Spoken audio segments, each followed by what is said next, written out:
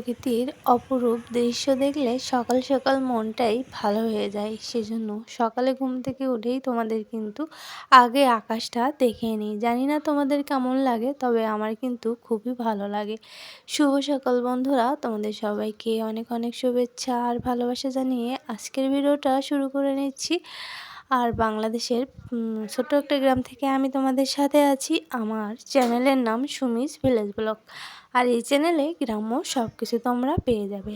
আজ কিন্তু একাদশীর পারণ। আজ সকাল সকাল কিন্তু স্নানটা সেরে নিয়েছি, পারণটাও করে নিয়েছি। আজ কিন্তু 6:42-এর মধ্যে পারণটা করে নিয়েছি। আর রান্নাবান্না কিন্তু শুরু হয়ে গিয়েছে। ওইদিকে সবে নিরামিষ রান্না করব, কাঁকরোলটা ভেজে নিচ্ছি আর আলু আর উস্তে রান্না করব। তারপর কিন্তু ডাল রান্না করে নেব। সব কিছু আর তোমাদের সাথে শেয়ার করছি না, কারণ আজ সারাদিন অনেক রান্নাবান্না করেছিলাম, সেইগুলি তোমাদের সাথে শেয়ার করব। আর এই যে দেখো, কাঁচা ঝাল ছিল, সেই কাঁচা ঝালগুলো একটু এর সাথে দিয়ে ভেজে নিচ্ছি। আর কাঁকরোল যেভাবে ভাজা করা হয় সেভাবে কিন্তু খুবই ভালো লাগে। কাঁকরোলের ভিতরে পুর দিয়ে অনেক রেসিপি দেখেছি, আমার অনেক দিদিভাইরা করেছে, কিন্তু সেভাবে কখনো রান্না করে খাওয়া হয়নি। তবে একদিন চেষ্টা করব। আর কাঁকরোলটা ডালের সাথে এভাবে ভাজা করে খেতে আমার তো খুবই ভালো লাগে। আর সেজন্য কিন্তু ডালের সাথে আমি কোনো না কোনো ভাজা করে নিই। আর পালন করব যেহেতু, সেই জন্য কিন্তু তুলে নিয়েছি। আর আজকের ভিডিওটা কিন্তু দুদিনের ভিডিও নিয়ে একসাথে করা। যেহেতু এটা সকালে পালনের জন্য রান্না করছিলাম, সেগুলো রান্না করে নিচ্ছি। আর বিকেল থেকে সন্ধ্যা পর্যন্ত কিন্তু অন্য আরেক দিনের একটা ভিডিও একসাথে জুড়ে দিয়েছিলাম। সব মিলিয়ে আজকের কাজবাজগুলো তোমাদের সাথে সব শেয়ার করে নিচ্ছি। এলোমেলো একটা ভিডিও কিন্তু তোমাদের সাথে নিয়ে এসেছি। তোমরা কিন্তু ভিডিওটা স্কিপ করে দেখো না, ভিডিওটা সম্পূর্ণ দেখার চেষ্টা করো।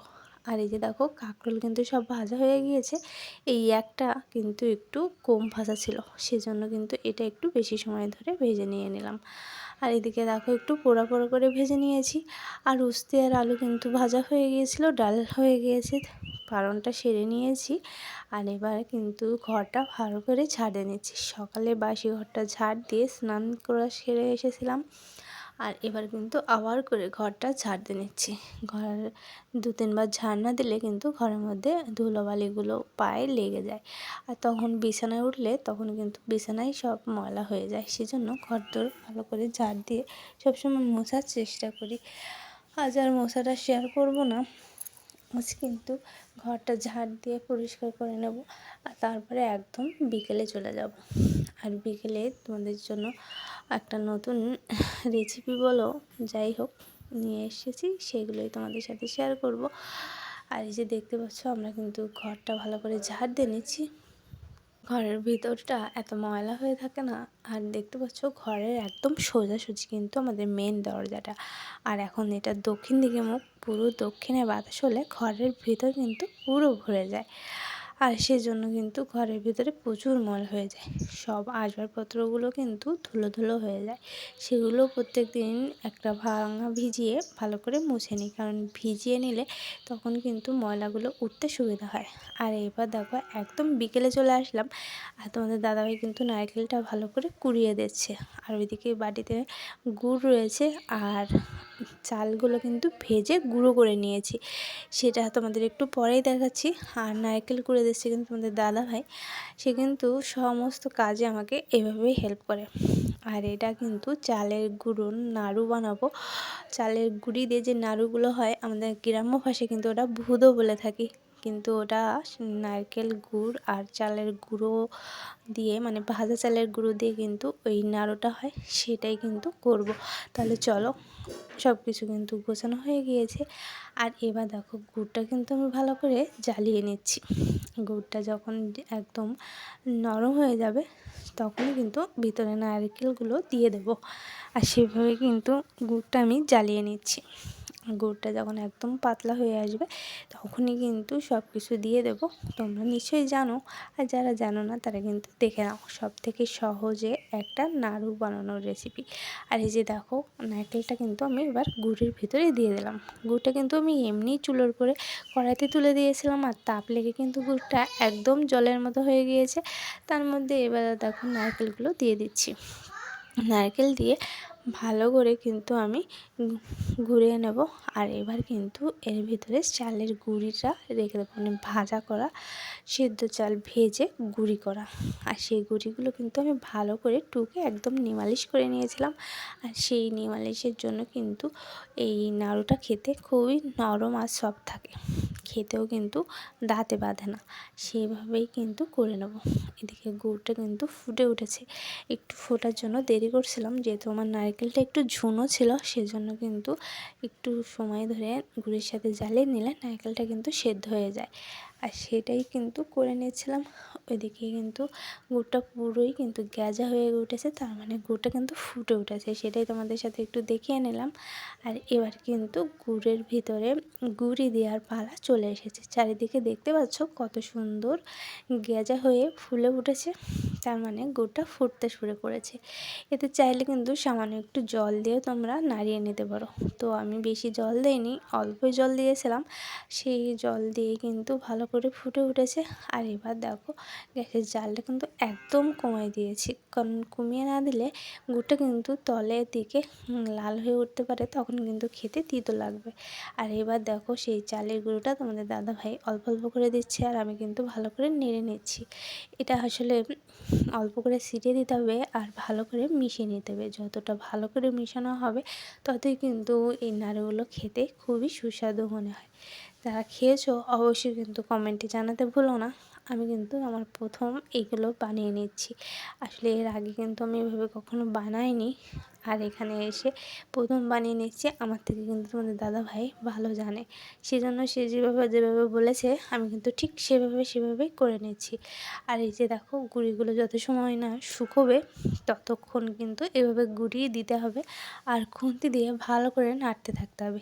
নাড়া বন্ধ করা যাবে না, তাহলে তলের দিকে কিন্তু পুড়ে যেতে পারে। আর জালটা যেহেতু আমার অল্প আছে, সেজন্য কিন্তু এভাবে নেড়ে নিতে হবে, আর তলের দিকে হালকা জাল রাখতে হবে, তা না হলে গুড় কিন্তু এঁটে আসতে পারে। যাই হোক, আমার কিন্তু হয়ে গিয়েছে, আর কিন্তু চালের গুঁড়ো আমি এর সাথে অ্যাড করব না। এবার কিন্তু আমি গ্যাসটা বন্ধ করে দিয়েছি, আর ওটা কিন্তু নিচে নামিয়ে ভালো করে মাখিয়ে নিয়েছিলাম।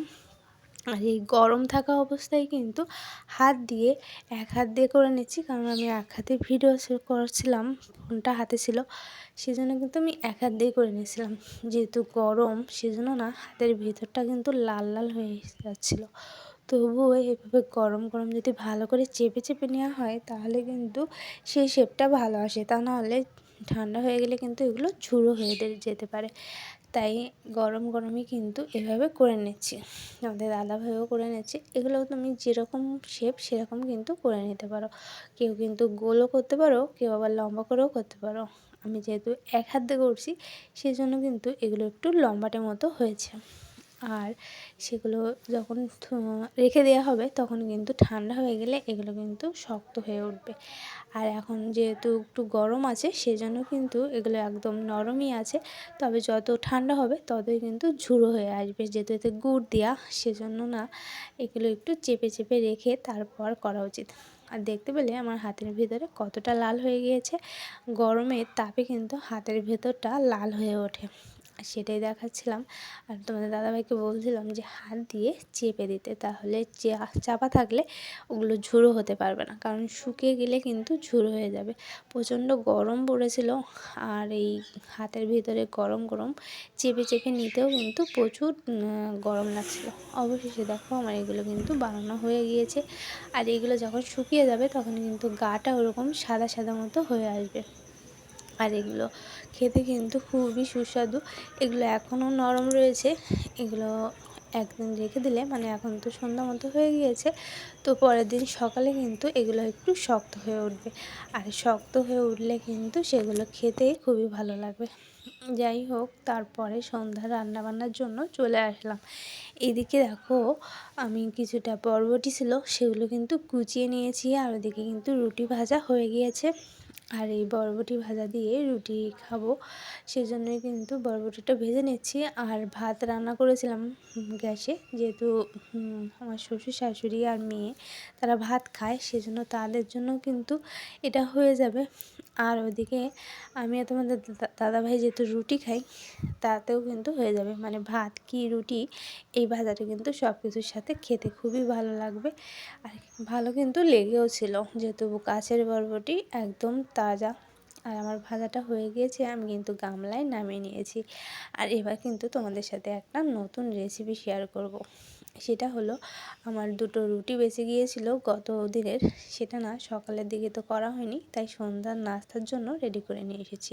এখানে কিন্তু ঝাল পেস্ট কুচিয়ে নিয়েছি, আর টমেটো সস আর একটু নুডলসের মশলা ছিল, সেগুলো দিয়েই তেলে ভালো করে ভেজে রুটিগুলো দিয়ে নুডলসের মতো করে রান্না করে নিয়েছিলাম। খেতে খুব ভালো লেগেছিলো। যাই হোক, ভিডিওটা এখানে শেষ করছি। ভালো থাকো।